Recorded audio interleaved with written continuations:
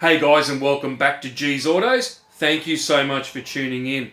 Alrighty, well, I suppose we can call this part 2 of the major overhaul for the Starlet. There is a lot of work being done to the car. Mechanical, electrical, everything. So we're slowly getting through it, and look, things are looking really good. So anyway guys, I hope you enjoyed part 2. A big shout out to Tim at EFI Logic. Mate, I really appreciate all your effort and time, sharing time with me to do the videos. Tim runs a really busy workshop with modified cars, race cars, and just general repairs coming in and out of the workshop. So mate, I really appreciate everything. Anyway guys, enough out of me. I hope you enjoy the video. Keep an eye out for part 3, which will be out soon, and I'll see you guys on the next one. Alright, Tim's taken that sump off, and he's just cleaning up the bottom of the block there. Anything standing out to you, Tim, that in the bottom end there? Nothing, everything just looks good? Well, everything looks pretty good here at the moment. Nothing really on your pickup. It's looking pretty good to me. We'll wash all of this junk off. A bit of the, but no, it's looking good to me. Excellent. So Tim's just going to go through and finish cleaning up that all the old gasket, which is just one of those painful jobs. And then the sump, we'll have a quick look at the sump.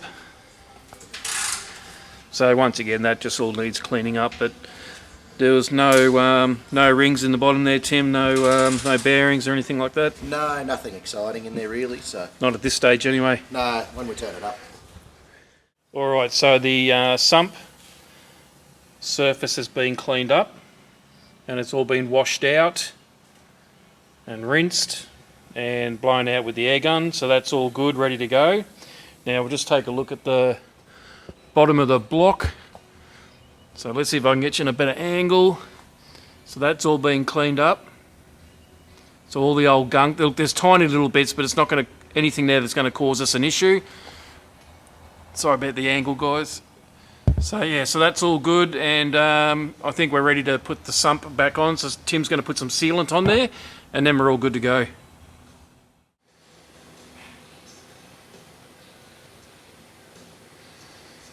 So that stuff you got there, Tim, what's that one you're using? It's a Forge engine sealant. Yep. We've had pretty good success with it, so we've stuck with it for now. We've tried a lot of the other ones. They just don't seem to go off in the time frame that we'd like them to. Obviously, in a workshop environment, time is of the essence. Yes. So you want them to go off in a reasonable amount of time as well. So this one, we've tried it and we're quite happy with it. It's OEM spec, so yeah, we'll see how it goes once we get it on there, but I'm pretty confident we won't have any oil leaks from this area again anyway. Beautiful. Now you'll run a bead of that along the bottom of the block as well? Not really on this, no, because you don't want to squash too much. Obviously when you go in, you're going to squash it out of the sides. Yep. We don't want to block the pickup. That will spin bearings, things okay. like that. We don't want that. So ideally what I'll do now is on the corners of the block, in this area here, see how there's already a receiver groove yep. for it. Well, that's not actually a block, that's the rear main plate. We'll give that a quick wipe with some brake clean it right up so this stuff sticks. We'll put it up in there and it's happy days. Beautiful. Alright, as you can see on the half moon sections of the sump, there's no sealant. So that's been put onto the block section. So as you can see up there on that edge and on that edge there, that's all been done, so that sump is ready to go on. Alright, sump is on, all buttoned up, good to go. So what are we moving on to next, Tim? We'll move on to fitting the sandwich plate. Yep. Fairly critical for clutch and gearbox alignment on any engine. If it's got one, it needs to be refitted. So we'll give this a quick clean up, get rid of the old schmutz off it.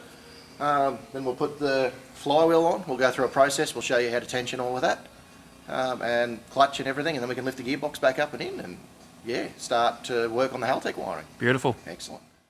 Alright, that sandwich plate is on now. There's just one bolt that holds it on there, and then you've got one dowel there, and you've got another dowel over there to line it up with, and then like I said, just that one bolt there.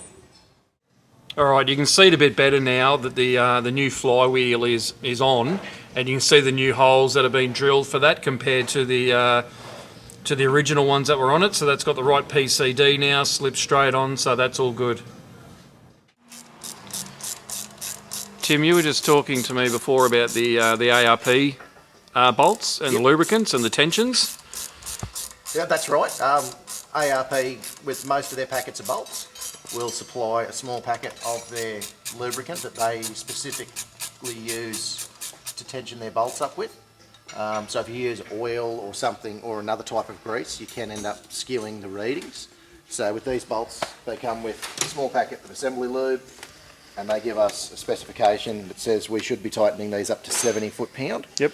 So that is determined at the factory at ARP. We're not looking for a tension when we do bolts up, we want the bolt to stretch. Yes. So they will say that at 70 foot-pounds that bolt is stretched enough to hold everything clamped together properly. So if we were to use just engine oil or a different type of grease, like wheel bearing grease or something like that, we're going to actually end up with a different amount of stretch on the bolt. We'll still achieve the same tension, but the stretch will be different, so that can throw everything out. Okay. And I'm the first one who's got to rev this, so I don't want the flywheel to come in the car with me. That's a good point. That's, yeah, at 7,000 RPM on the dyno, it's going to be exciting. We'll leave it in the car. Yeah, that'd be nice.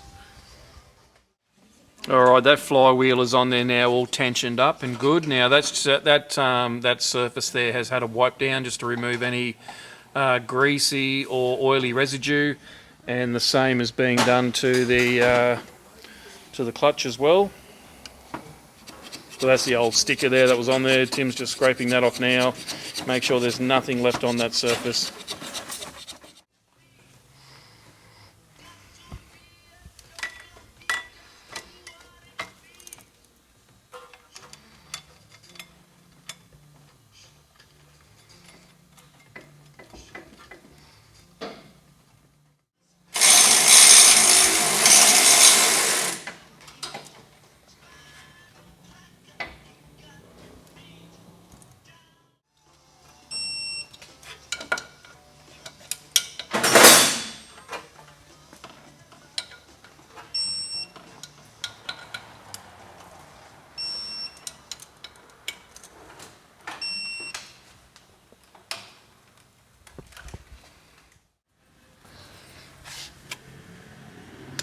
What's the easiest way to get them out? You've got like a picking tool there to get those seals out. That's pretty handy. It is, yeah. You've got to be a bit careful though. You dig too deep, you'll end up scratching the surface underneath where the seal goes. So yeah, the best thing to do is not scratch that surface. Otherwise, it's not going to mate up properly. It's not going to mate back up. You're going to have a gouge there that you're going to have to try and fix up. So you've got to be careful.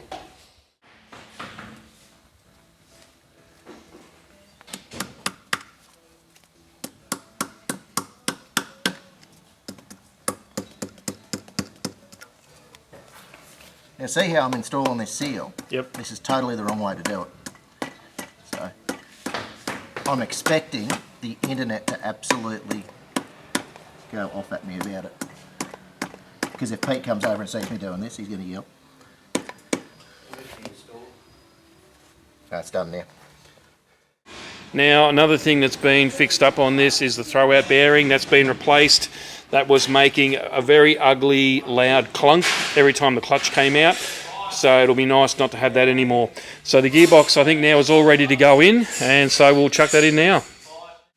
All right, forgot to mention in the last video, part one, that the starter motor was completely knackered. So here is the new one, and that one will be going in now. No more. All right, Tim's just removed that two-piece mount. If you remember from part one, that front engine mount, there it is there. Completely and utterly cactus. Anyway, we've got a brand newie to go in. We're able to source a new one, and we're able to source a new pivot mount for the gearbox as well. Alright, so these are the new replacement mounts. That replaces this one here that's broken. And here's the pivot mount. Here's the brand new pivot mount. So we're able to source brand new ones of those. And then while Tim's over the other side, he thought, you know what, let's just replace that other one as well. So they're all brand new. We've got nothing to worry about. The last thing you want to do is get 10,000 Ks into it, and then you've got to go through the process and replace it. So let's just all replace them now while everything is apart. All right, so just about to finish those engine mounts. So there's that gearbox mount. That's about to get bolted up. Then there's that rear pivot mount, all brand new, all been replaced. And there are those two bars I was talking about in part 1 of the video.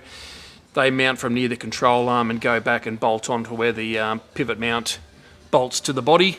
So that's all back on, so about to lower it down and do some more work. All right, here are the new shafts. Thanks, Tim. That's all right. Beautiful. So they look a far sight better than those two straggly looking units. So yeah, Tim's about to chuck those in, so at least that way we can get it down on the ground and we can start, like you said, we can start moving around a bit. That's it, we can push it backwards and forwards. It's a bit difficult to get into where we're mounting the ECU while it's on the hoist. We can't open the doors as far as we want. So yep. We'll get stuck into that. We'll finish terminating our harness and hopefully try and make some noise. Beautiful. Alright guys, drive shafts are in now. I made a bit of an error in the last video. I said we were going to replace the boot on this one here, but both drive shafts ended up being dodgy, so we have replaced both of those and Tim has put everything back together. So they're both in. Now, one problem we have run into in regards to parts is that there are no steering racks available in Australia, whether that's factory, Toyota or aftermarket, available for a non-power steering rack. So they're on a boat from Japan at the moment, so they're going to be about another 4 weeks. So that's the only problem we've run into so far with parts. The slotted rotors are being made up at the moment and shipped with the Brembo brake pads. What else? Everything's been buttoned up underneath in regards to the gearbox and all the mounts. So that mount's all done there, and the other mount that I mentioned earlier, that pivot mount, that's all done. So everything's looking good. So I think the car's about to come down and put the wheels on, and then we can start moving on to the harness and getting more work done on that one. How about I just do that again, because I sound like a fucking knob. Yeah. Uncle Greg. Uncle Greg. All right, guys, so we moved on to the inside of the car. All right, serious face. Okay, so Tim's run the Haltech harness into the cabin, and Tim, what are you doing at the moment? Mate, with the IC7 dash, the beauty of those is they are a complete replacement dash for what we had. Yep. So what I'm trying to do at the moment is I'm finding our park light circuit, both our indicators, our high beam and our park switch that would have gone into the original cluster, and we'll be able to bring that all up on the display in front of you there, so we don't have to run any auxiliary lights and things like that. We used to in the bad old days with different dashes, but now we can display that all in front of us. We can have warning lights, everything on the IC7. So what's the go? Once you find those particular wires, you snip them. Correct. And then they're reconnected into the 34-pin auxiliary plug on the back of the IC7. Okay. So we'll be able to do that. The other one that we're going to have to run into it is the fuel gauge. Yep. That's a new feature that's come out in the IC7. So we'll be able to pick up the factory fuel sender, program it into the IC7. We don't take up inputs on the ECU like we used to, and that'll then show you fuel level basically. Okay, now with those particular wires that you need to find, obviously they have to go to a correct pin. Yes. On the back of that dash. Yep, that's okay, correct. No worries. So Haltech supplies the instructions with it, but if you ever need the instructions, they're all available on the web. Beautiful. So you're just isolating those wires there, Tim, and you've got those, the pins you're putting on the end of those wires. Yep. Now that crimping tool there is obviously specially designed for those types of connections and wiring. So how much did you say that one particular tool was? These DMC crimpers run for about $1,000 mark. Yep. Because you've got to replace dies in them and things like that for different sizing, different crimp levels. So I think the joke at the moment is that they're industry standard. So I'm not quite sure what industry, but it's apparently the standard in it. Yep. So it just creates a nicer indent on it. Instead of an F crimp, we actually have it coming from 4 directions, crimps onto the wire. It becomes very difficult pretty much impossible to remove the pin, which is what we want. In motorsport applications, you don't want your wiring to fail or let you down. Nothing worse than spending $30,000 to get to Targa Tasmania to have one connector let you down on the Monday. So we try to invest heavily in that so our customers don't get let down. Alright guys, so this is what's happening with the wiring at the moment. So you'll see this black cable here. This is the one coming back from the IC7 display. So that one there plugs into the wideband O2 controller.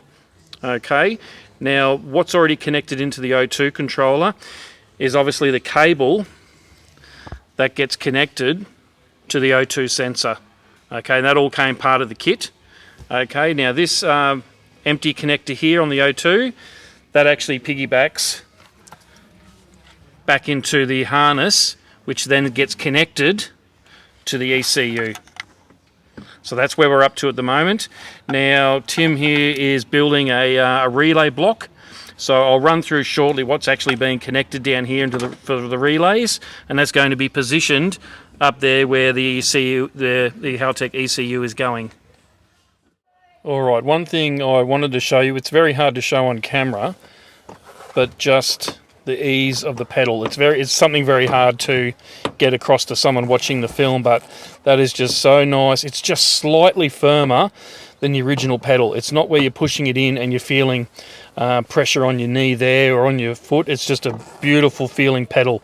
Absolutely wrapped with it. Alright, so I've removed the old rocker cover gasket. So we'll take a look at that now. So that surface has all been cleaned up, and that's all good to go. Now there was a fair bit of gunk on the tubes there, so I've just cleaned all that up as well. So the head's all good to go. So we'll take a look at these, the rocker cover, because I'll show you these seals that came out of here. They were absolutely concrete. Alright, so here are the seals that came out of the rocker cover.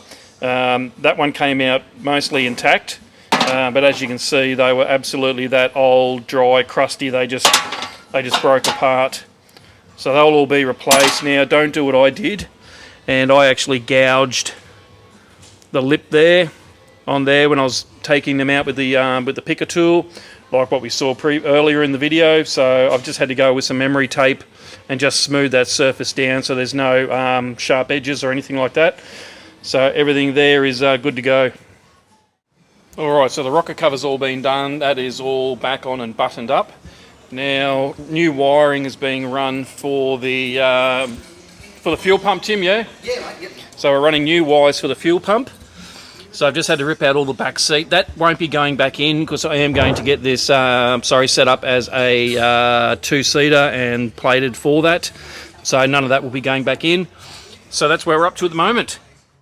Alright, so while everything is apart down here with wires and hoses and everything like that, Tim is fitting a Raceworks catch can, which will be mounted down there. You'll see that hole down there. That was a bottom part of the bracket that holds the fuel filter.